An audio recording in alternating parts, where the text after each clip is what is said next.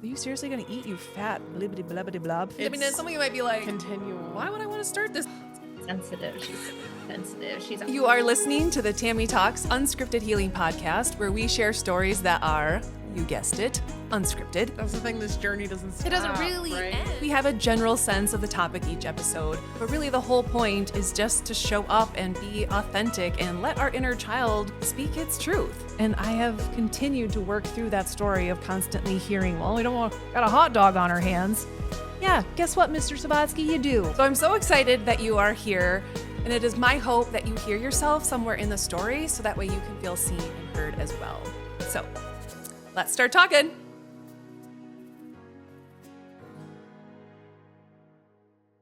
Hello and welcome to the Tammy Talks Unscripted Healing Podcast. Typically, I do these intros right before I have the guest on and all of that kind of jazz, but today I did a little bit different in that I've already recorded the episode with my guest, and oh my goodness. So I'm going to keep this intro super short because that conversation could not be rushed, and it is probably one of the most vulnerable and emotional stories that we have shared on here yet, but it is so important. And yeah, I don't even know. I'm actually feeling, I don't even know what the word is to describe. I don't want to say like my energy is low, but there was so much emotion in that. And so I have felt like, oh, I need to clear and ground after that because it was a very emotional episode, and you will hear why in just a bit. But I am so honored and blessed that this beautiful soul came into my life back in 2021, and that I have been able to witness her on her healing journey and to guide her through what no person, parent would ever want to go through and experience. And so just a little forewarning, that it's a vulnerable episode, but we are here to help people start feeling again and remembering and how to honor those feelings.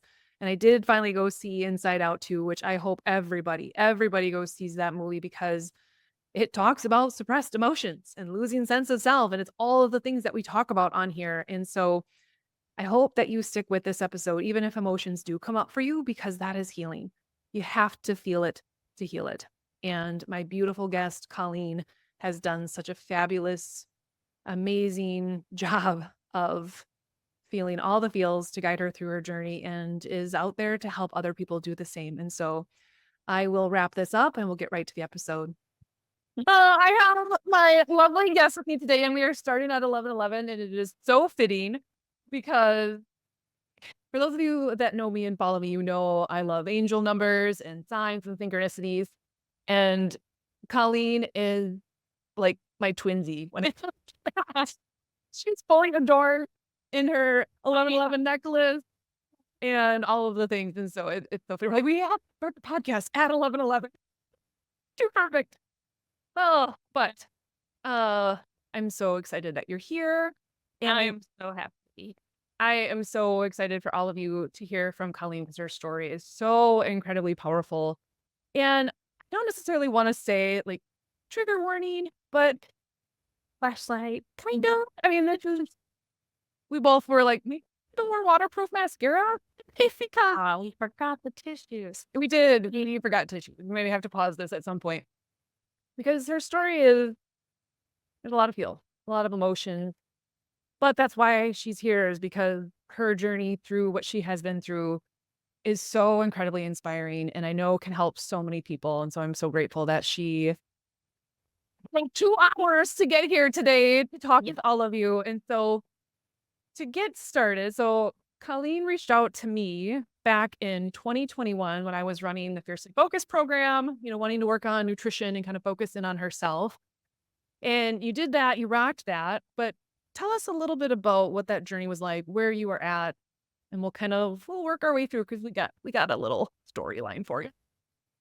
Well, I guess I would say it was nutrition. I guess I knew what the goods were. I knew what I needed help with, but I was working with a personal coach before you, and she recommended me to come to you for nutrition. And I was like, great, that's what I need. I know that I'm doing my exercising. Yeah. It's daily. It was, I was even doing just 20 minutes like short one.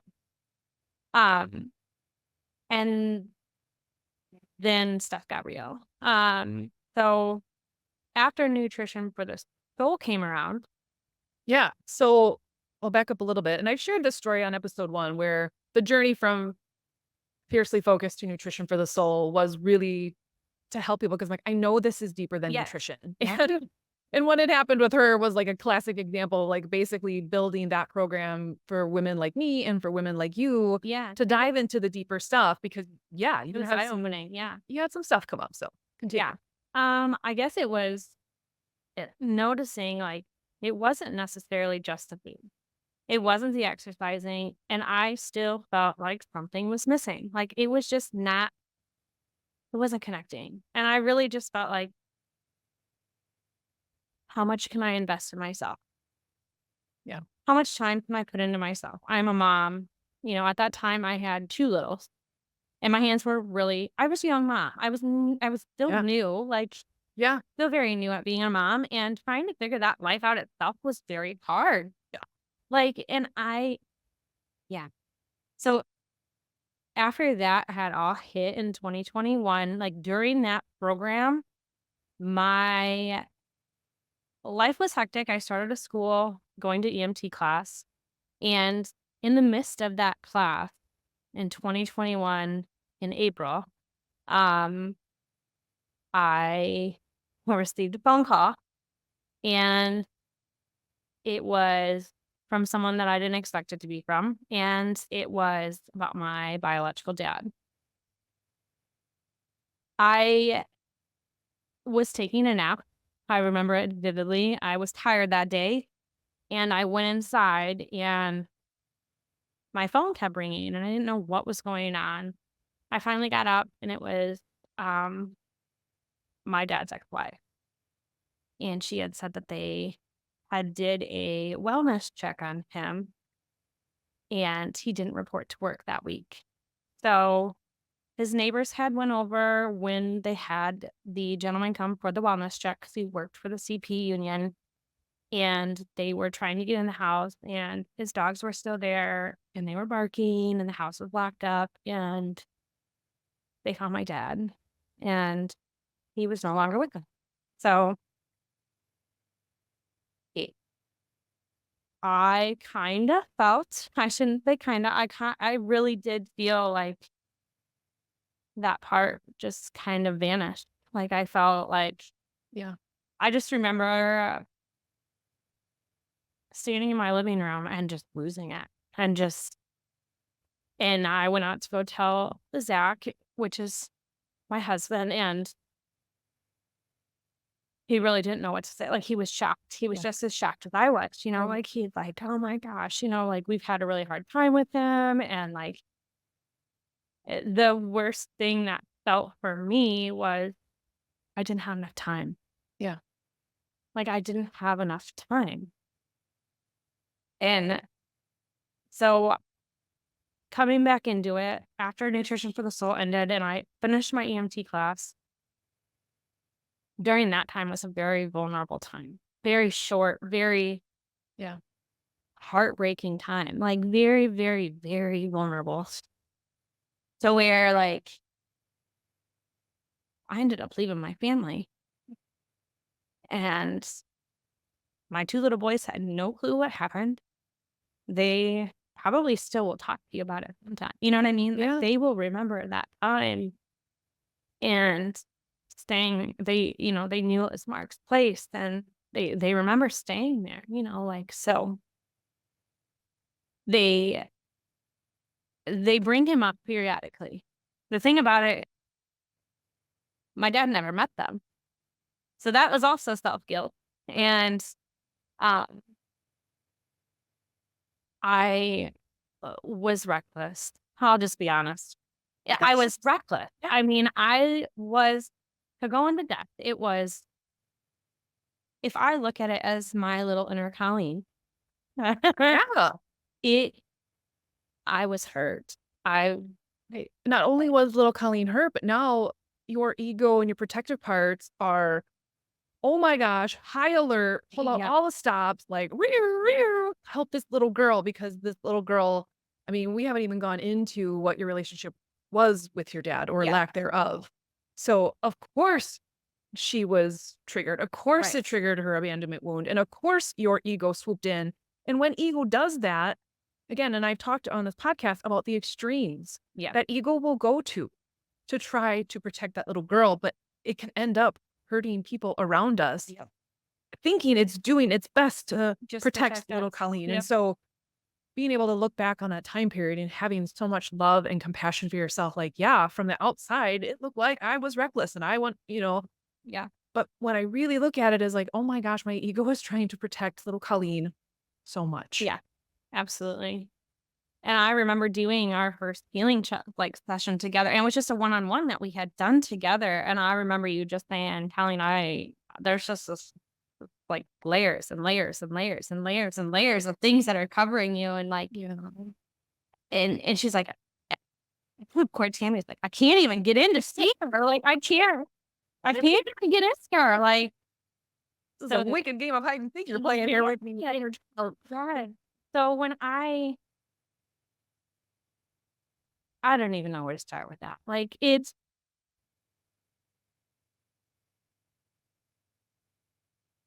I know my mom is going to watch this, and I love you dearly. And I know that all you were doing was to protect me. And that time, that was the most vulnerable time of our life. And it left a really big void in my heart as a little girl. And just feeling like when I grew up, I seen all my friends that had their dad. They might have been divorced. They might have had, actually, both of my best friends, their dads were divorced. And they still showed love and compassion and made time for their kids. And I had a stepdad when I was 5. And I'll never forget the day that my mom told me that like my brother's dad, my dad. I was sitting in my grandmother's house. We called it the den. And my mom took me out of her vanity, like picked me up, stood me on her vanity stool. And she said, Colleen, and I wanted to go the weekend. I wanted to go the weekend with my brother and my stepsister. I wanted to go that weekend, and it just wasn't going to come. And I didn't understand why at that time. I was like, well, my brother's going. Like, why can't I go? Like little me is just like, all I want to do is just go see my siblings, like Right. those weekends were something really big and enjoyable in our lives. And I just remember her picking me up and just saying, KB is not your dad. Like, Ooh. And you were 5? and I was 5 because my mom and stepdad ended up getting married. And bless his heart, he's the soul from God. He stepped into a really big role, after, and comment, like, just giving him grace for doing that is Yeah. huge. Like, that is huge for him to even take that time and acknowledgement. It's like, Well, and you can understand too, and I think this is where when we do this kind of work, again, some people can think it's going to be about blaming their parents or whatever, and it's not about that because no, now you can see, I mean, nobody likes to be put in uncomfortable situations. No one likes to have uncomfortable conversations, and we will avoid, our ego will avoid them like the plague. yeah, And then again, our ego does things like, I think this is probably best not to share this. And maybe, but it's our own protection too. It's our yeah, own wounds. And we end up projecting it onto others, again, thinking that we're doing the best for that person. And yeah, so, yeah, like nothing but love and compassion for your mom. Cause I can't even imagine what that was like for her right. to carry that around. And working all the time just to support us. Yes. Just, Right. Like everyone has their story and yeah, everyone's ego does certain things, but it's so important for you to validate your story and your experience that when I was 5, my world kind of every yeah, life as I knew it. yeah, And that's such a pivotal, like developmental stage of our lives. yeah, And so, and I know that was kind of around the time frame that things happened in my life and family as well. And it starts to click and like, oh my gosh, this makes so much sense Yep. why I have such a different maybe experience than maybe some of my older sisters because of my age and my development Yeah. at that time. And so, yeah, like walk us through because again, now, okay, so he's not my dad and who is? I I really like I feel like it was like a blackout. Yeah. I don't Which makes sense. Again, ego will do that too. It's like, hey, we're not gonna just go to somewhere else. We don't want to deal with this. So and let's dissociate. I try to think about that and in our future conversation of our little, inner child,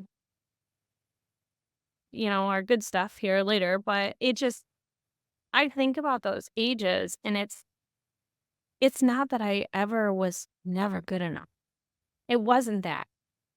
It was just the safety and secure of Yeah. the people around me, always looking out for me. My mom and dad, it, you know, it, the storyline behind them meeting and our families connecting, who she's married now to my stepdad, it was just aligned. It just happened. Yeah. Family, friends, like we ended up being, like the family that he is related to and was married into, like we're all related. Like it all kind of happened along the line. And when the memories started coming, it was more or less like after we met. It all started flowing. It all started like clicking and it was like, okay, now I'm going to start growing resentment. Now I'm going to start being rebellious. Now I'm going to start growing hate because ego is coming in and going, you want to do that to me? I'm going to do it to you. Yeah. And I honestly, like when I found out, like I still had to go to a family Thanksgiving. Yeah. And I I remember everybody was just, what the hell? Like, what is her problem? Like, my attitude, my face, like, just, I didn't want to be there because I didn't feel loved. Every single one of those people who knew this man. I didn't feel loved. I didn't feel seen. I didn't think, So when did you find out? I found out in 2014, And you're how old at this point when you find out who your biological dad is? I was 18. After 18 years, um, my ex-boyfriend's mother, things have gone wrong since then, but thank you for doing that. Thank you for bringing him into my life. I appreciate it. That time Everyone comes was in valuable. Yes.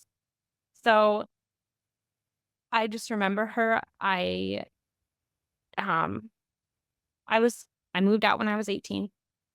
I thought I could do it on my own at this time. Well, of course, like, why would you depend? Why would you ever want to depend on anyone growing up? And so you get the super independence, like, I don't need anybody else. Like, oh, yeah, Your absolutely a trauma response.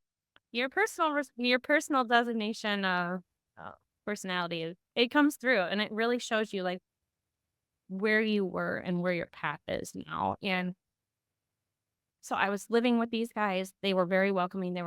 They took me in. They nurtured. Our families didn't really get along towards the end, which was because she had taken the time to tell me. And Yeah. that was bold. I'm Yeah. not gonna lie. It was bold. She took risks on her own end and risks of my mom.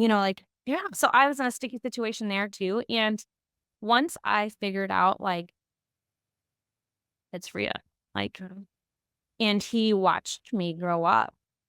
And that was the hardest thing. The hardest thing. Was that he was always There, but not there. right. So, like sporting events and things, Yeah. your biological dad was there, but you didn't actually know that He that was was your just a dad. stranger in the crowd. Just a stranger in the crowd. And a lot of people asked him, like, hey, did you guys reach out yet? Hey, have you guys told her yet? Like, hey, and it's not him telling me these things. That's like outsiders. Like, okay, now she knows. Like, I can pour into her now. Like, oh, I know. Like, Yeah. so that started that. And we had family members that he would go and watch. And my cousin at the time, she was 4 years older than I was. And she was a senior and I was freshman. And that's who he was going to watch. But realistically, he was there Yeah. to watch his own daughter on the court. Like, and that now makes me feel loved. Yeah. But then I still felt that empty hole. Yeah. Like, I didn't know who he was. I went to the extent of Googling and, like, Yeah. phone booking and, like, looking through pictures and, like, family photos and, like, all these extensive things, and for what? I never got anywhere. Right. But there's obviously Until right now, little girl like, so, yeah, that's where that story came from, and he's taught me a lot in all of it.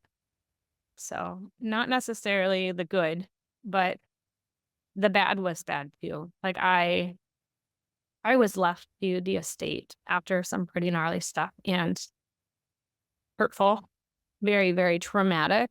And, um, all the while you're still a young mom trying to raise kids my and too, after like, woo. after all of this came through, I went back home, I regained my relationship. I am a mom of 4 now, so we have built our family a very long way from then. Yeah. And the lessons that I've learned along the way is huge. Right. So, Well, and you really did the work because again, like this, I love how the universe works. It's like, sure, reach out to Tammy for nutrition, and yeah, then oh, she's gonna go on an inner child journey, and oh, by the way, you need it too. yeah, yeah. And Now I you're found that very cool. here I'm starting this program, and she's like, and again, Yeah, how brave of your inner child to have just gone through all of that, and then to be like, you know what, let's go, let's dig into this, let's heal this, because I mean, it was basically you have had these childhood wounds your entire life. yeah, And now you were like ripping this bandit off. Like, yeah. we're doing this, we're going to heal this. And that takes a lot of courage, Yes, it a does. lot of brave.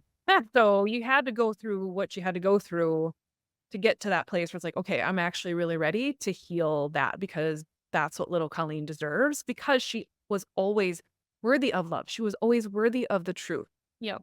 And And that's when we started Nutrition for the Soul. yeah, And that's when you started diving into your work, and it was like sneaking in on, like, you're like, okay, wait, I got this knack, like I went to all these things and I yeah. want to show you, and like, what I want to put in my program, and like, yeah, Well, that's like I just she has such a soft spot in my heart and all of the women that did the first round of Nutrition for the Soul because I didn't know what the hell I was doing.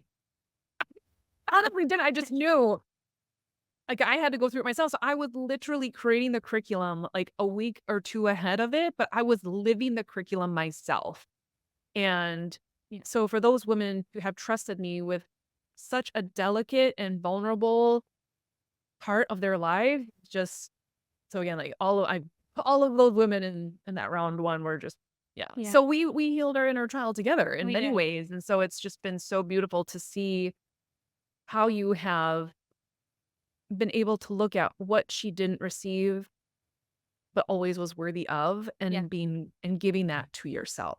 Well, I And mean, even you too, though, along that whole way of all of us just showing you that unforgiven love, like it was always there. Like we were always there. oh And my like, gosh, yeah. and you're like, oh, sorry. It's like, sorry for what? Like, we're not following you. Like, Yeah, seriously, there was a lot of like, hey, guys, thanks. Because and they didn't even know no, the full story of what I was going through. no. And yeah, so like I said, you guys all just we've been through a lot Yeah. together.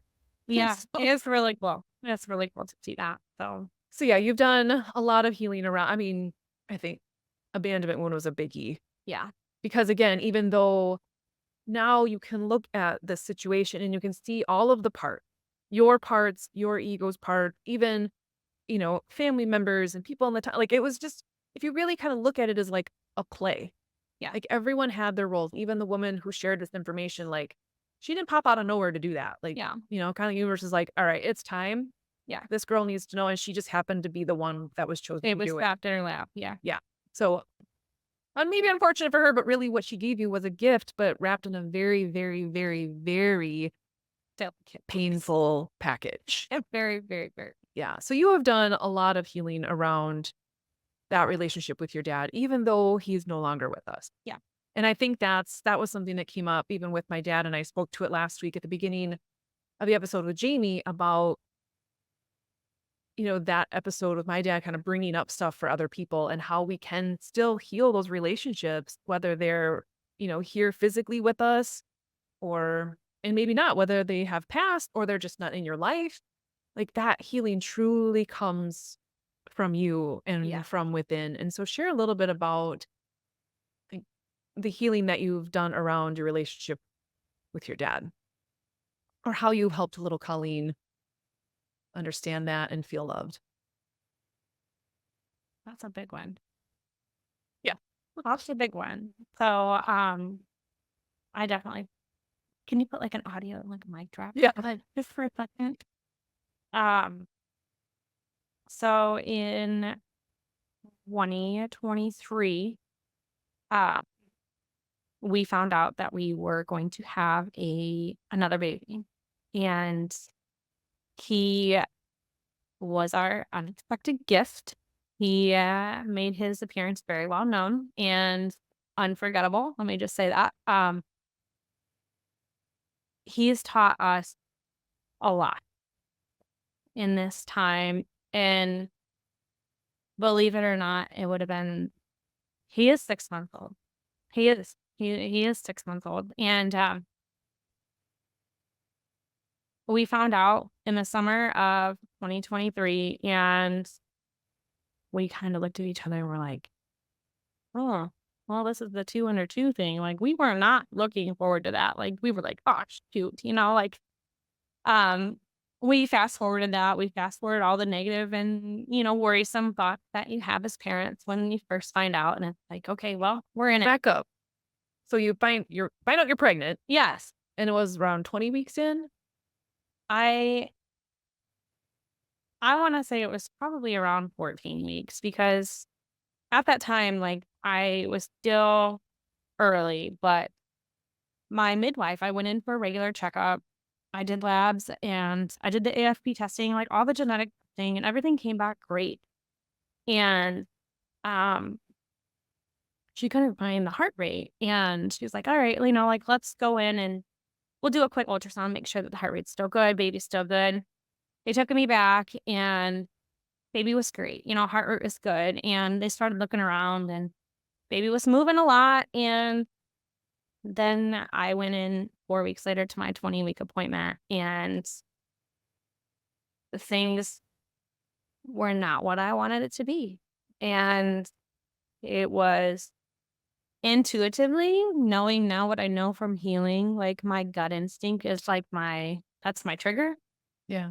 And as a mom that has already been through that, like, I was like, okay, it'll take 15 minutes and I can do this, this, this. Like we always book over, like, and I was just planning on going and doing errands afterwards. Well, they took me back for the ultrasound at 20 weeks for the anatomy scan, and baby was being a stinker.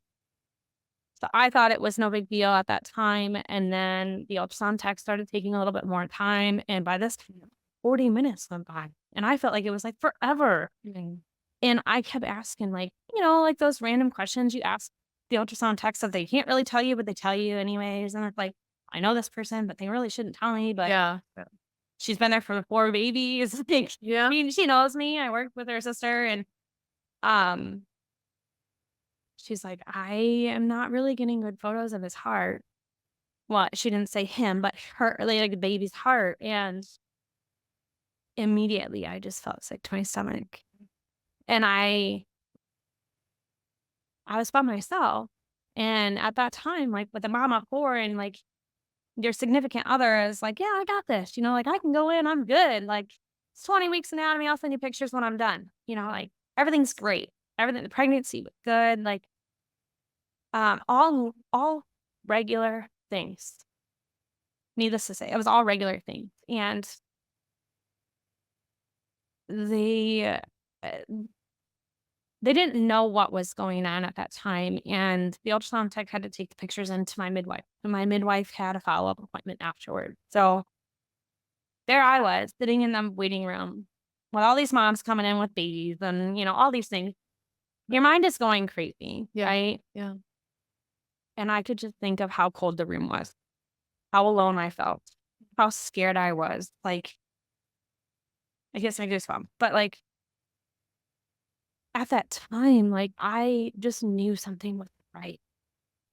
Something didn't feel right. And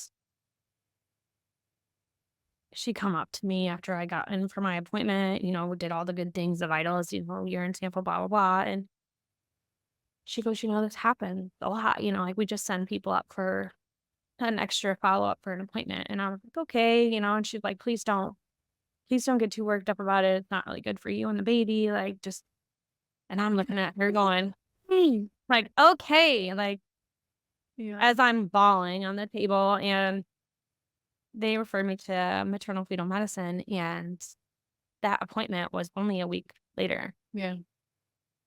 And by the time that we got up there, we were there early. It was in Rockford. Like it was not that far away from us. And I felt like sitting in that waiting room was forever. Like we were there early. It was 20 minutes early. And like Zach and I were together and we were really nervous, but we didn't tell anybody at the time besides my parents. Right. Like we knew something was wrong.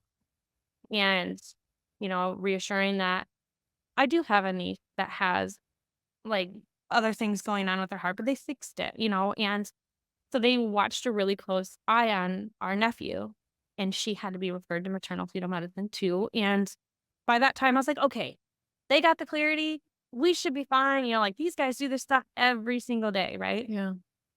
I get back there and the room's black.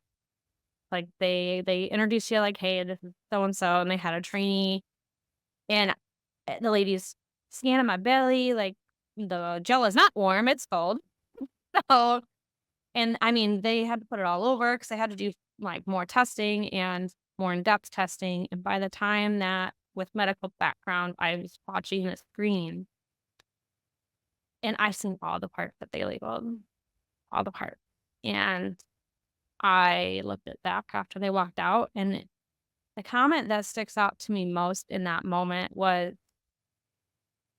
the doctors might need more testing. Yeah. And That's not what you want to hear as a mom. And I was silent. Like, I looked at Zach as they walked out the room and it's like, "What's the matter?" And I was like, "They didn't label the RVT." And he's like, "What do you mean?" And I was like, "Well, it's like Jewish speaking to him, like he doesn't know what that means. He doesn't know what Right. But you what have now, like like you said, you were in school, so you have, a little yeah, bit of a medical background and know as a CNA and what that means. So people listening yes. might not know what that means, but Yes, yes. it's related to your heart and It is. very It's a valve in your heart that pretty important. is very important. You have 4 quadrants in your heart, and the doctor came in and he had 2 pieces of paper, sat down with a clipboard. He had drew a normal heart on one page and what our baby's heart looked like on the other page.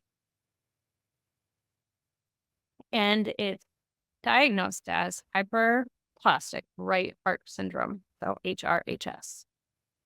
And the moms out there that know more about this, that are living that, it's not common. It's not it's not anything that the road is going to look easy ahead. And um he said they were going to follow up with an echo. The baby's heart was back flowing and it was doing all these things just to keep the heart pumping. Yeah. It it was very intimidating. It was very scary. We left and I was bawling and we got taken. I should back up. And we were taken to a consultation room. Funny how the universe works. There was a pediatric cardiologist doctor there that was not supposed to be there. And he had offered to take us in as a client that day and as a patient. He would come in, answer some questions, and we finally sat down with him and he had said that it's not that it can't be replaced or fixed. It will never be fixed. It will be a very long road if you guys choose to do that. And there's always other options. And immediately our brains just went, Oh my gosh. what are the other options? Like, Right. I can't even imagine. so us sitting there receiving this news, bawling, trying to correlate like all these questions that we should be asking, but you can't even think in No. those moments of Right. like, what are the questions I need to really ask? Right. And for me, like being that I had medical background, I was able to ask some of the random questions that people don't think of. Oh, right. I wouldn't know what to ask. And Zach's sitting there going, do you have any other questions that you can think of? And I was like, no, like, Well, and again, I think that's the case too, where and some people like in those situations where you get heavy news like that, like sometimes you can literally like go numb. yeah, And that again is protection. Your ego's like, whoa, no, way too much. can't Yeah. process this right now. Let's shut it down. Yeah. And at some point you kind of have to come out of that and like feel that and process that. But sometimes we don't. We just continue to like, nope, I'm just gonna shove this down. I will push forward. On what I need to work on. So fast forward, we went back home and it was down to like every 2 weeks now. We were being locked. Like, and then we turned into like every other week we were like traveling to Madison because we were referred from Rockford to Madison. And then I remember talking to you about it and like, oh my gosh, like I don't know what to do. Like, how are we going to make this work for my family? Like, how are we going to, all of these endless questions that I had no idea. Like, for a person that's in control, and I had Uh-huh. no control. Well, again, Like, that was a coping strategy. yeah, Growing up, you had no control. Like your entire life, yeah, there was no control. Again, you didn't even know like who your dad. Like there were so many things about your life that were never like available for you to. So of course, your ego's protection. Is like, yeah, the more I can control, the better, because I can't trust anyone out here. yeah, And so, yeah, then to completely lose control in that situation because there is literally nothing that you could do at this point. no, And again, having to process all of this, asking all of these questions, and still trying to show up and be a mother to your 3 kids, yeah, a wife, a friend, all of the things. It's so much. And so, yeah, I just remember that phone call where when you told me, like, I didn't even, like, I don't know, to hold space. You're like, I don't know how you're even doing it, but it was, well, I just remember jumping on that call and being like, I remember we had to reschedule it because there was a couple days that you're like, yeah, I right. I can't Because I do it was, guys, today. And I was like, I respect it, I honor it. Like, it's heavy news. Like, and I don't even think I knew though, but obviously intuitively I knew like, that's a Tammy, lot. you're It gonna was a lot. need to be able to hold serious space for this girl. So you better be Yeah, in the right energy to do it. yeah. And again, apparently my intuition was like, you're not in that space right now. No, Hold on and a day or two. I don't remember what it was, but I just remember messaging you and being like, "Yeah, I really need time, like, just to." Yeah. And then that conversation was, Woo, mind blowing. well, and what was interesting, because I distinctly remember you saying, like, because now you're going through all these decisions of, well, if we do all of these surgeries and, try to intervene and do what we can to give this baby some sort of life, Yeah, what kind of life is that going to be for this baby? And how is that going to impact our family and what this baby would be able to do? And it was just like all of these questions. And there was just this, it was heartbreaking to hear because I can't even imagine as a mom, like trying to have to make those decisions, knowing that it's not just impacting his baby, it's all. it is impacting all of you. It's Yeah, going to change everyone's life, no matter what the outcome is. And I just remember you saying, like, I want to be able to give this baby this life, and I'm not going to be able to. No no, matter how much I want to be there and to be able to give this kid this amazing life, it will never be what it's he supposed to be. deserves. Yeah. And then all of a sudden it was like I had a massive download. Like, Oh my god. like I'm pretty sure this is exactly What the lesson was supposed to be learned. with your dad. Yeah, Because but he was, and that's the hard part, is because he was physically there and but was never able to be in your life the way he wanted to. He was right. never able to give you the life that he would have wanted to, and it was just like, "Oh my gosh." Yeah, it And was like a big circle. it was so clear that what you were going through now with your baby was truly meant to help heal your heart around that and to understand, because now you're knowing, okay, if our baby, you know, doesn't make it, how can I still have this relationship with my son? And how can I still feel connected to this spirit, this soul that was a part of me? And it was like, how can you still have that with your dad? Because now he has passed. It was like, you can still, that same connection that You know now, I can have that with my baby. Yeah. Why can't I have that with my dad? And it was just And I remember in that moment, I looked at okay, it was funny because I wasn't even ready to talk to you on the phone. I had a towel on my head and I was just out of the shower and like I was emotionally messed and it all just it all just clicked in that call. Like as a little girl, I had a broken heart. And that broken heart was filled, but it wasn't filled to needs. And when I heard what what they short term call it for people is broken heart syndrome. And that's what they called your son's yeah, disorders, broken heart syndrome. Yeah. and when it all clicked, it was like, whoo, what do you always say when you don't learn the lesson, it just keeps happening? And it Yeah. and it was a big lesson to learn. The most like painful lesson. And kept asking myself, and I just remember like, what did I do wrong this time? What did I do wrong? Like, and it had nothing to do with it.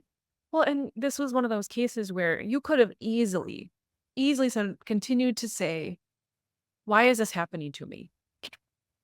I, And you have to go through that. I mean, yeah, I think everyone, you're going to have a phase of that. Absolutely. I certainly, even just the other day, I allowed myself to have my little pity party. And then I was able to get to the place, how is this happening for me? But really, I was I was certainly in that. And you have to go through that. But it was after that call that you made that switch of, oh my gosh, like this little boy was sent to help heal my heart, to help heal that little girl within me. right. And what, again, it's such a beautiful gift, but again, wrapped in a very, very, very painful package. But it was, again, something just shifted for you in that moment. And It was huge. yeah, it was all about like, I am going to find the gift in this. Yeah. Because you had to, like, what other choice do you have? Right. Just, I mean, you obviously had a choice. There is a choice. And we did, and I did, and I picked it up and ran with it. You did. I was Googling things. Well, I mean, I think we talked to like 6 or 8 different doctors, and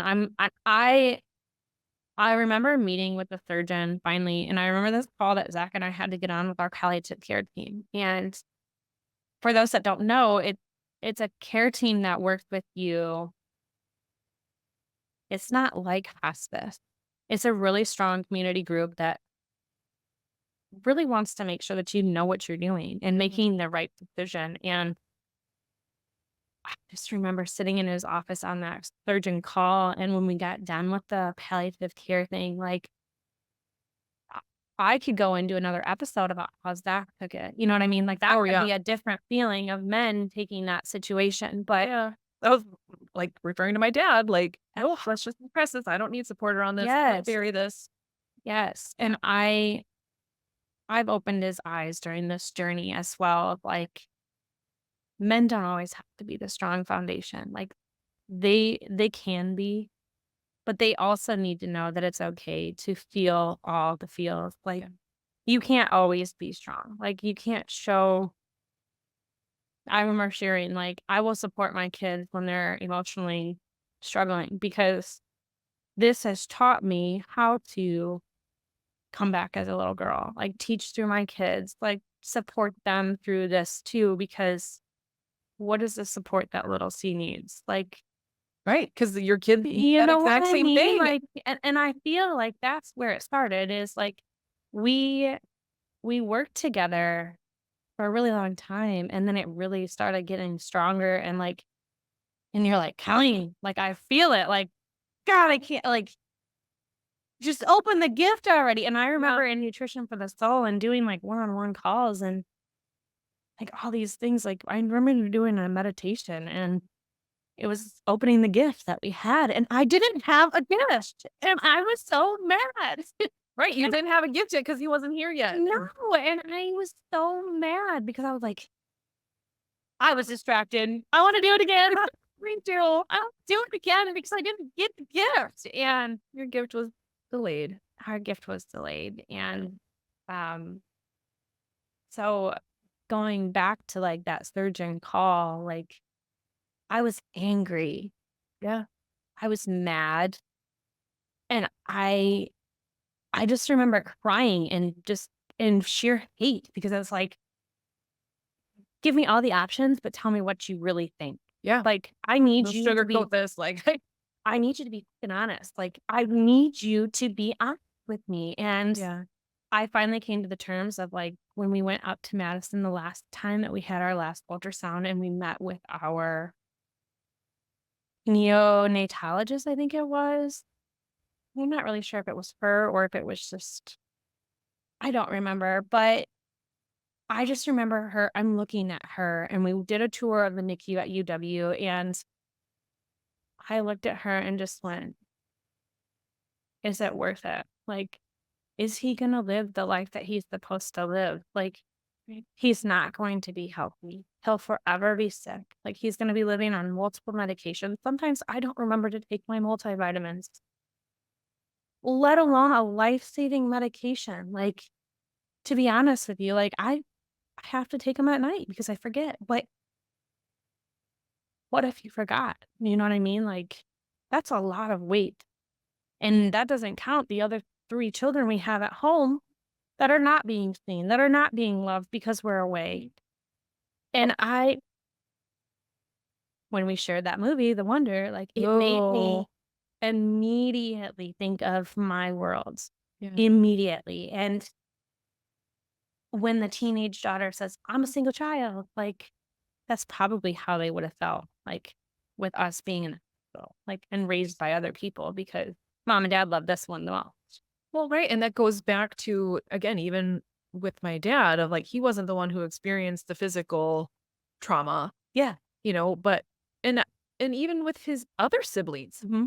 who still had to live through that, who maybe have yet to even process that because they're like, well, it didn't happen to me. So what? No, that Yeah. impacted that entire family, and I see that, you know, I volunteered at the Ronald McDonald House last winter, and it was a very triggering experience for me. And I'm like, that's one of the things. For you. Yeah, I have That's never felt so so, but it was heartbreaking because it was a sibling, yes. and all that little boy, all he needed was to feel seen Just for and heard for like 10 5 minutes. minutes, 5 minutes. But again, the mom was like so stressed, so tired, so because of the other kid that's in the hospital. And so sometimes like we forget that there's this sibling who his life completely was blown up as well. Yeah. And I think what you have done so beautifully is you have remembered the other 3 children and how this is going to impact them. How can I emotionally support them? Yeah. And that is what, kind of wrapping this all up into this package is, so you make this decision and We did. So I want to say we were at 32 weeks. So coming in the tail end of, like, you know, I was early with Lily, which is our third born, and she was 4 weeks early, like 3.5.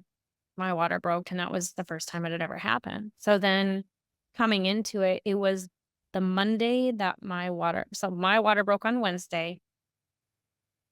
I had no, wait, Monday it was, because I went and got a pedicure, had a doctor's appointment, and everything was looking great. I was maybe a centimeter dilated, nothing crazy, like I was like, I'll be fine.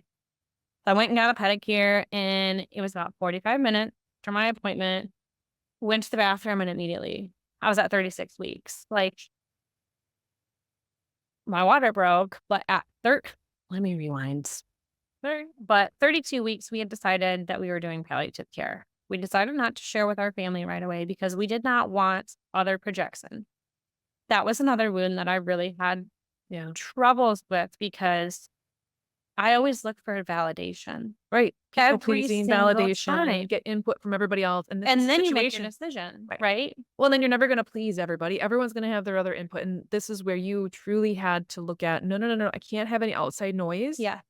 It was me driving this time. I need to, yes, little Colleen, like knows what's best for us and Yeah. for our family. And you have done so much work in the last 3 years of reconnecting with your intuition because there was a while that we were very disconnected. And for obvious reasons, Oh, right? yeah. Because like, again, look at all of the things growing up is like, is that, who's that? What? A lot of Yeah. confusion. So Yeah. even though you might have had some, intuitive hits back then, what you were seeing and what you were being told I wasn't listening. wasn't even true.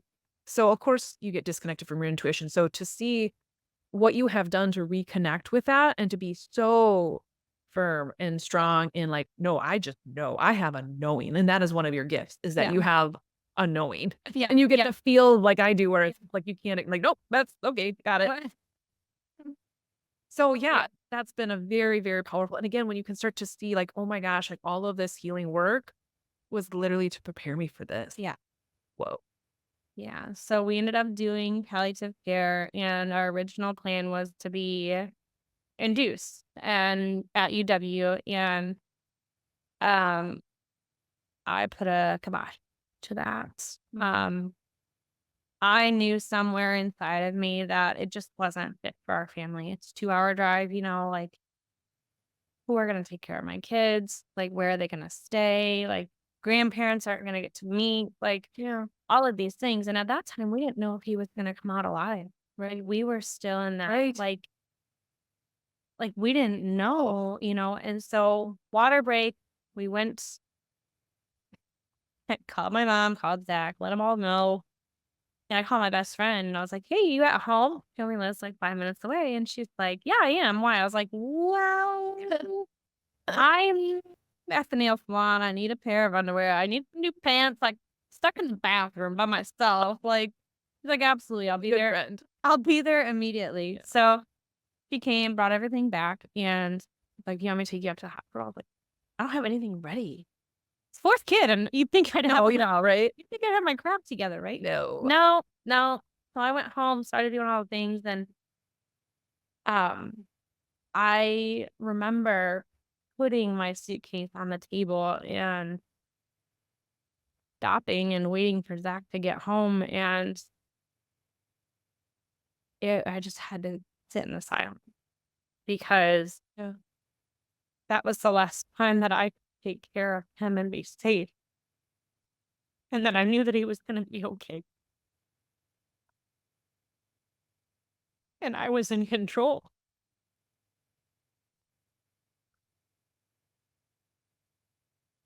But thanks to my birthing team, we set up the best we could out of all of it. And I'll never forget, it was an ice storm. And I had photographers set up, and I didn't know how fast he was coming. I didn't know how it was all gonna happen. And it was the most beautiful way that he could have ever entered the world. It was the most beautiful way. And I don't regret any of it because he came out, he cried, I heard it, he nursed, he was a baby. Yeah. He was absolutely perfect.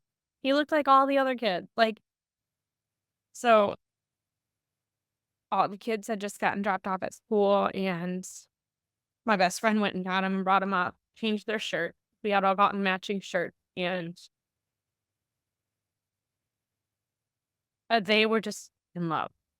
They loved him, they cherished him, and, um it was hour by hour, right? Like, they didn't know, like, they didn't know if it was 24 hours, they didn't know if it was 2 hours, they didn't know. So, finally, by 24-hour mark, they're like, "Are you guys ready to go? Like, are you comfortable? Like, how do you feel about this? Are you guys wanting?"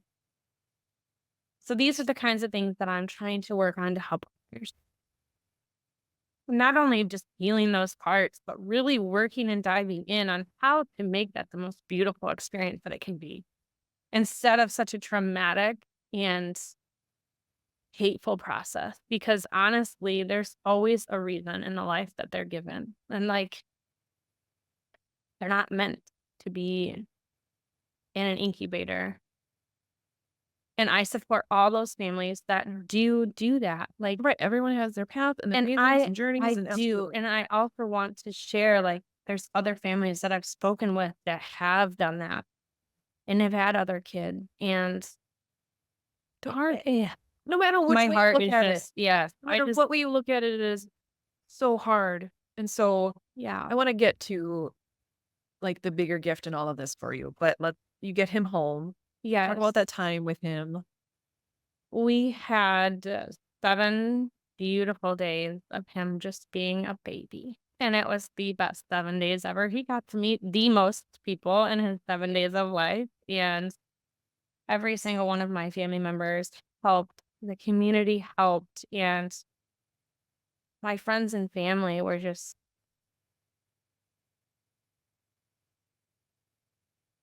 I wasn't in control anymore. That was also part of your lesson And and that your gift. was a huge gift out of all of it is Just to finally let yourself receive. Like, you had been giving and giving and giving your whole life and trying to control, and this was the one time where it's like, you had to sit back and receive, and that was, again, part of the hurt. that's what I remember telling her on so many of these calls was, like, if this is happening for you, like, your gift is so big that this is what, like, it had to turn up all of this, and for your son to be the gift in all of this and how it is meant to help you heal, like, your purpose is big. Yeah. It is that big that this is Yeah, it was so all of that was amazing. And it helped me and that evolve in a lot of ways and our family evolve. And like that little boy has changed everybody in my life. Like every single person in our family has changed and been touched. well, and something I just See, yeah, let me receive. I received a message last week of a woman that listened to the podcast with my dad, and she had, when she was a little girl, had lost a sister and never, like, really thought about it, like, how it shut down her parents emotionally. They were unavailable after that point because they didn't know how to process that. They Yeah, didn't know, and so then they became emotionally unavailable to for her, her. and they Yeah. never processed that, never talked about it. There weren't any pictures of her sister, so she was, kind of forgotten. And what you have done is so beautiful, and I know, again, this episode is probably super triggering for people that have had miscarriages or they've lost babies Absolutely. or just anyone. But to know that, like, you can absolutely keep that spirit alive and Yeah. still be a part of the family, and the way that you have done that for your children has allowed them to process this so beautifully. But you allowed yourself to feel angry, to feel mad. You expressed all of it to where you could get to a place of peace Yeah. around it and healing around it, and to be able to find the gift. And that if I had to go through this and I had to learn how to do this and how to emotionally support my family and the things that you put in place for your kids, the way you talk to their teachers in their schools, Oh yeah, I remember like, sending. I forgot about that. yes, I sent you it's an email. Yeah. literally That's kind of the stuff that I put on the back burner 'cause you don't ever think about it in the moment, like you literally thought of everything and how to support everyone, and not just, like, schedule-wise, my mom and dad were emotionally, so it's funny emotionally. because they go, "Colleen, there's some things you just can't plan, okay?" And I was like, "But there has to be. There has to be something in books." Like, I'm the mom that does scheduling, like, when you leave for the house for babysitting, like, I'm the mom that says, "Okay, this, and this," and it's like, Right, but also, kids need that. Your kids also in that situation where their life going through this period of, like, losing their baby brother, their whole life is imploded too, but the one thing that can help them still feel safe is structure, is knowing the plan. Because when you don't have that growing up and life is chaotic, that leads into your adult life where you are still trying to control. figure yeah. And so by you doing that, you helped create a sense of safety within your kids. And it's so evident in how they feel safe to express emotions around this and Okay. how they still honor their baby brother. And so let's talk about, so we're hosting a retreat in Sedona. I'm thinking there's no way in heck Colleen is going to be able to go because this happened in January. January. We hosted this retreat in April. Yeah. And when she said, like, I'm making it work, I was like, what? I I was in total disbelief. I'm like, there's no way. This lady is crazy. But again, you listen to your intuition. It's like, I know I need to be there. I Yeah. know I need to be there. I it was even before Riker was even a thing, and he I just remember being on a call with you, and I just had this calling. Like, I just felt like, hey, like, I've seen some really cool stuff from you guys when you guys went out to Arizona, and such a high vibrational place, like such a good environment to do the most work, and I just remember telling you, like, I have to go. Like, Yeah. and it wasn't even about the retreat, because at that time it wasn't even about the retreat, Right. and I was like, I have to find a way out there, and I don't know what it is. And you did. Told she was working on it behind my back. And as her little brain was turning, she's like, okay. Yeah. But we decided that instead of just doing the 2-day retreat, that I travel by myself, we ended up taking that time to not only honor my needs, but also all of my family's needs. Because when we went down there,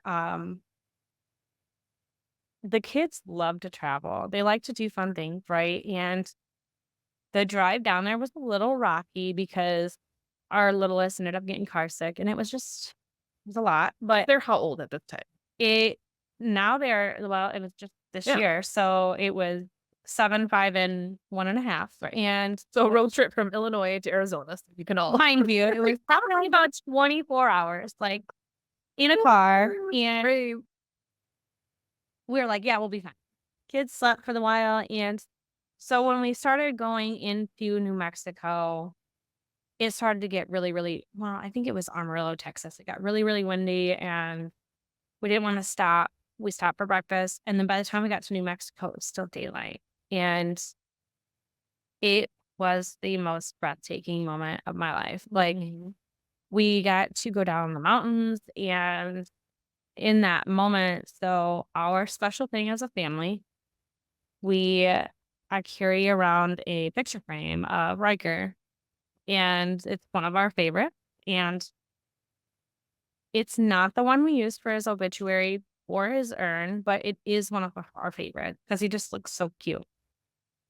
But he traveled that whole trip with us. And they took pictures, like every family picture, like there he No was. matter what, like, if the boys were doing something, he was doing something. If Lily was doing something, he was next to him. And so I left for the retreat. We stayed in an Airbnb and made the best out of it, right? And we didn't really go very many places. We hiked for a couple of days, like here and there on the smaller hikes, and really just enjoyed that time together after that really traumatic time. Right.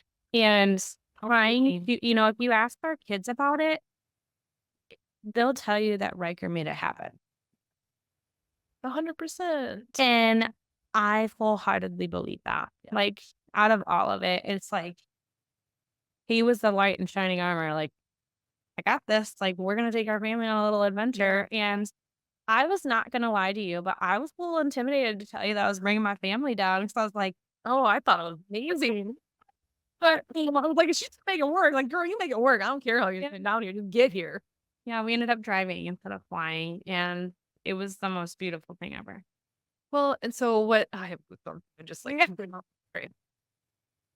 So this is a huge reason why I'm even like doing this podcast and having people on like you sharing my story, like because you just never know when your story is going to trigger something, a memory, a feeling, a something in someone else to then help catapult them Yeah. on some aspect of their healing journey. And night one, It wasn't even, we didn't get in the door. yeah. Remember that? Oh yeah. I always forget that story until I look back on my journaling. Oh yeah. Yeah. Yeah. That's pretty It was a WTF moment. Like, so with the gifts that these guys were given, it's pretty amazing, honestly. If you guys were on episode 2, Zoe was on there, and she explains to you, if you haven't watched it, go back. Go back. But so we were there knocking on the door. Actually, let me rewind right real quick. We were on the interstate. We're hungry. We stopped at this off the road beaten path called Blue the Coot. Look at 2 of the other girls that were going to this retreat were sitting in this, like, on the cements. And I pulled in the driveway, and I was like, oh, there's an angel number. And then we pulled in, and I couldn't even get out of my car fast enough to go, Oh my God, there's Lisa and Julie. And I jump the fence and the guy comes out like, yeah, me. Don't move me. Call 911. This lady's blowing the coop. Right?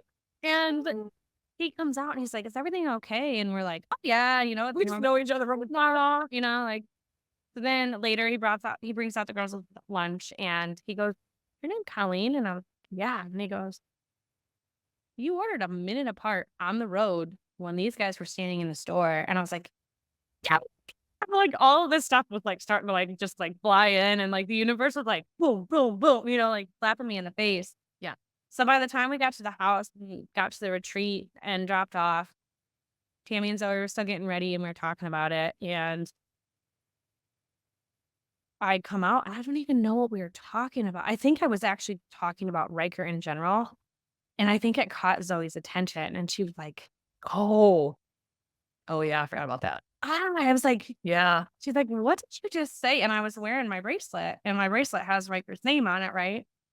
And she's like, what did you just say? And I was like, our son Riker. And she was like, I mean, like beet red, like, Yeah. this really just happened. Like, Yeah. oh my God, like this is a whole validation for my daughter. Not even me, like a special gift for her. Yeah. Like, So backstory, and I remember having this conversation with Zoe when she's like, I don't know what just happened. My daughter just channeled. Like she just started talking and just started saying all these things. were they at a birthday party? I don't even remember. I'll have to have her on here to share that story because whoa. I remember her saying that about her daughter. And then when she brought it back to like, she mentioned A little boy. a little boy named Riker.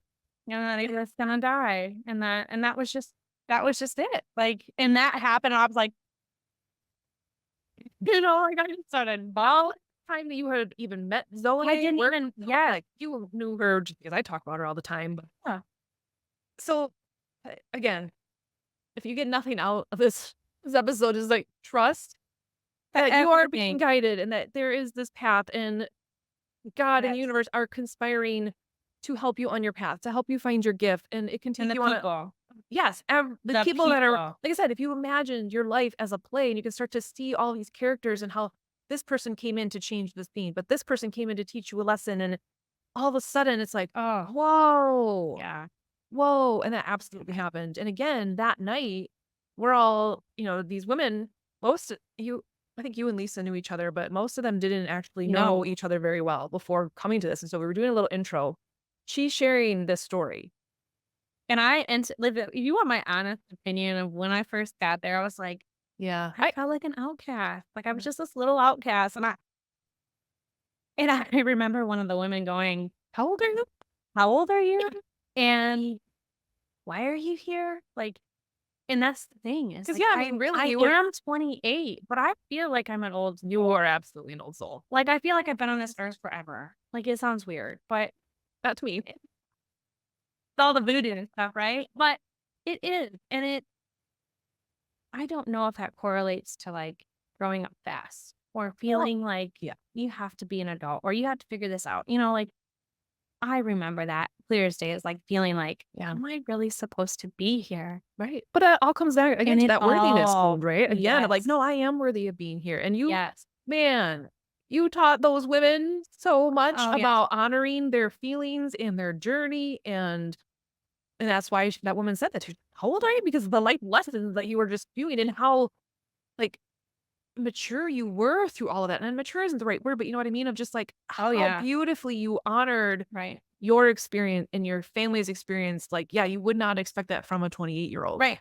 Right.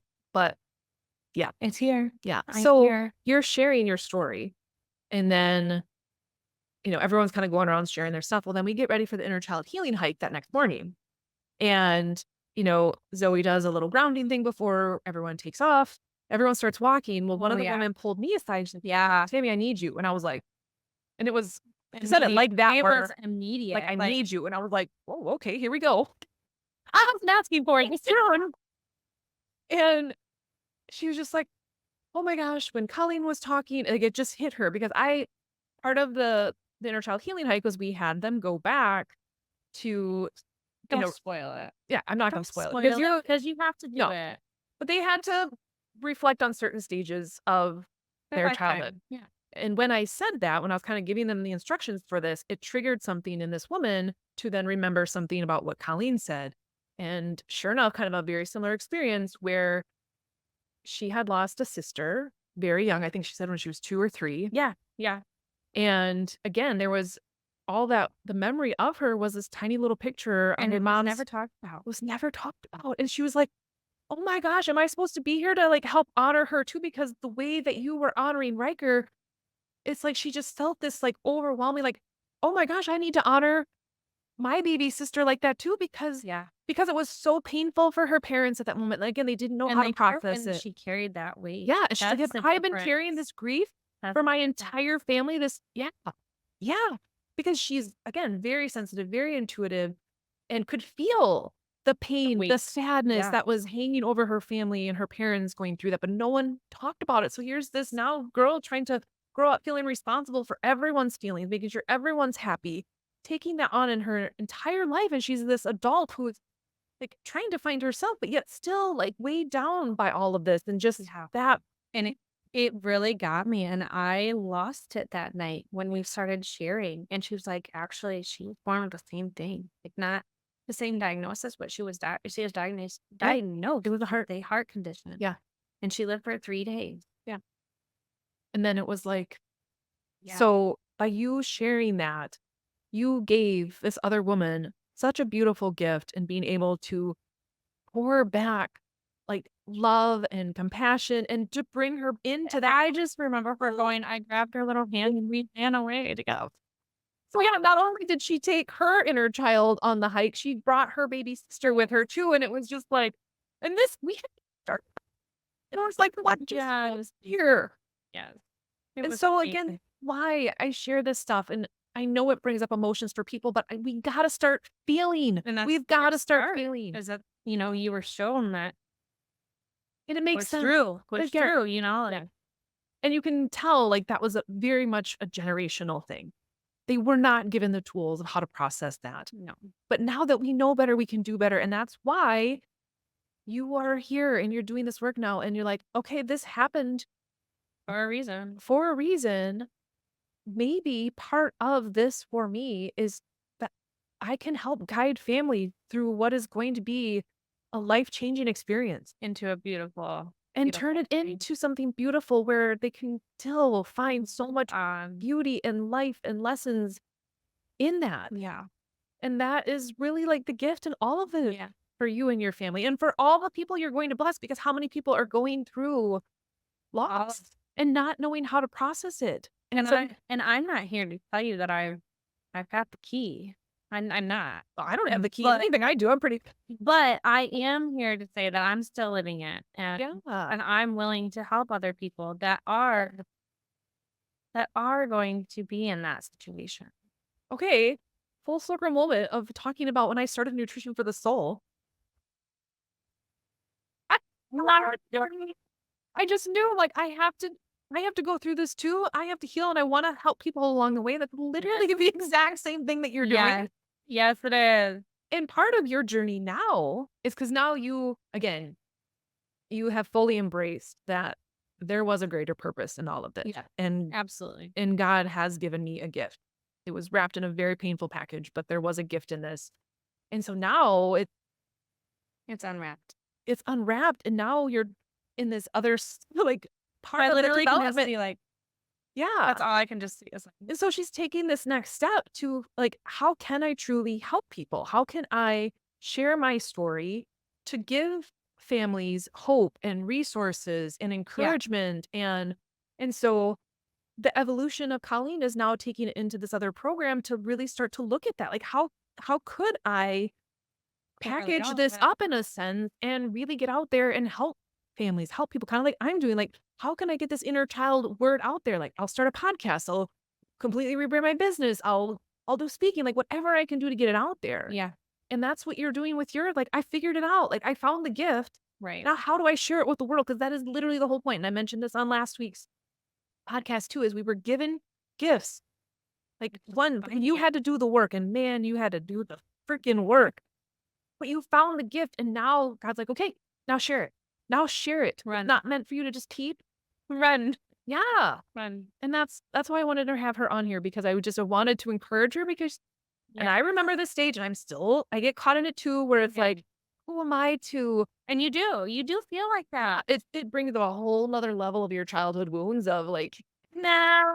Which is the dusting of it, like right? letting yourself be seen Yeah. in your gifts. And the more we step into that and embrace that, again, the more healing this world is going to experience, because of people like you and me who are like, you know what? Yeah, this was hard, and we're going to crack people open. We're going to make people feel some feels, but Yeah. that is how we heal. Right. That is how we literally change this world. And that is the work that we're doing. And so you have such an amazing purpose and a beautiful story, a painful story, but you have found a beauty and gift in it. And I just, Yeah. And I'll never forget sitting in Sedona and sitting on the couch and just watching and acknowledging like just everything that you and Zoe were doing. And it was like, I felt that feel like, oh, yeah. Yeah. Like, so she's been listening. hey, Like the signs and all the synchronicity, like you can't make this stuff up, and you're No. no longer denying them. Like, okay, this is real. Like, I Yeah. feel this. And it took for Zoe and I mean, we still have our moments of really like our who are we to? And so we had to go through that same journey of like, and we actually almost had someone else lead the inner child healing hike. And I'm so glad you did. I was on the phone with him. I had this guy scheduled, and then my people pleaser, when I realized like, no, we're supposed to do this. Like my people pleaser is like, how do I tell him no anymore? Like that we got this, and I had to. Yeah. I had to say, you know what? Change of plans. Zoe and I got this. And it You're ended up supposed to being lead this. different. Oh Like my you gosh. said, it was completely It would have different. been. It was. And it was amazing. Even though we had gotten a little off trail. Oh, well, yeah, that was a lot. But you know what though? Us women, Yeah, we could- we are going to still have an episode to talk just solely about that retreat and what came of that. But yeah, that was that was the main. But that again, it took for Zoe and I to be like, no, we are meant to do this. We are Yeah. healer. Everyone is a healer. Yeah. Everybody is your own healer. And like we are meant to do this. And so it took for us to step into our gifts to be able to help really activate yours, because you're like, whoa, I'm seeing and feeling what they are. Like maybe this is real for me too. Like, Yeah. yeah, it is. Yeah. Stop ignoring that and denying it. And let's Yeah. stop playing small. I mean, Yeah. There's some learning and techniques and all that part that I can't wait to figure out too. So. yeah. Oh, it's just literally is like unfolding for you now. And it's so cool to like do the actual work. And like when you surround yourself with people and the energy and like the people that just get you for you. Right. You got to And find your soul. And just be you. Yeah. And you don't have to hide the skeletons in the closet. You don't have to hide who is really Yeah. inside. Like your little inner child and mine are like, Oh, yeah. you know, like I can just see them going, I know. you know, like just super excited. And it's like, it just feels so good. Oh. So there you have it, folks. Everyone so- has a story, and wow. But to see how you have moved through it.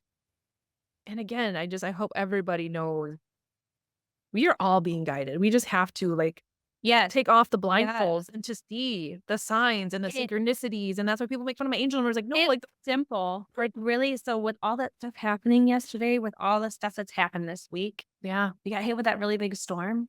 Yeah. And we had some really big tree branches down. And the life meaning of that is really freaking cool. Yeah. And Yeah, when you start looking into that stuff, you can't help it. Like, okay, that resonated a little. Like, yeah, that's for you. That's for you. Yeah. Like, And I mean, our yard was the only yard full of, oh shit, I don't know, stuff. Yeah. Like, and I mean, every single yard on that road, like obviously the park that our kids play at got demolished. Yeah. Other yards that were down the road, they only had a few branches down, but we had trees down. Yeah. And I was like, there's got to be a reason. Like, and it was so cool. If you don't know what that means, go look it up. oh, Yes. So if you were to leave, we'll wrap this up. But for people that are going through, again, probably the most painful, traumatic experience, what is something that you can leave them with to just, I don't even know what the word is, but I wouldn't say support is the word because you hear that word often in that guidance. yeah. I would say to heal and like to look at the bigger purpose. And if you're stuck in those moments of why is this? Why? Like, why? Yeah. Really take a step back and be like, what is it in it for me and my Yeah. family? How? Not just Yeah. you, but you and your life itself. So I believe that there's always support. I believe that there's always love, but remember that there's always a reason. Like, Yeah. and that it's happening to you for a reason. Yeah. And then it's not, we always say it's not happening to me, it's happening for me. Yeah. And I just want to let other women know that they're not alone. Like, Yeah. and I am willing to help. Like, And I think your message and your mission is so powerful because while you're going to help families that are going through it or will go through it, I think you're also going to provide a lot of healing to families who have gone through it, who yeah. have lost and have yet to process it. And Is you are now giving them permission to feel this, to maybe bring out those pictures again, to, Yep. because yeah, maybe it felt too painful to set them out or to have people ask about it when really I think just they talk need about to. it. They Just need to, talk and they about need to it. let that's the support you're talking about is people don't know if they should talk about it. Yeah. And so they don't, but And a you lot of need guests to, do and that. yeah. A lot of people that approach you are like, well, how are you doing? And it's like, I'm actually really good. Yeah. I'm calm. I'm at peace. And I'm doing some dirty work underneath the rug that Yeah. people don't really know. And not many people know that like that I've been working with you. And that's the biggest thing is like, now it's time to come out of my shell. So it's like it's so cool. So don't ever forget that you're not alone and Yeah. just know that you're supported and loved And when heard. you are open to receiving Yeah. help and Yeah. support, the right kind of support and love will come to you. And that's just how it's like, oh, there's Tammy with Yes. nutrition stuff. Yeah. 3 years later, here we are. It was so cool. So thank Oh. you. Thank you for having me. Yes. Well, thank you so much for sharing your story, for going on this healing journey and helping and like allowing me to be a part and witness this because it's Yeah. been such a gift to witness it and to witness it through your kids and to know. Oh yeah. I have so many goosebumps. We'll have to talk more about our little 5-year-old some other time. Oh, yes. He's Yeah. like, Yeah.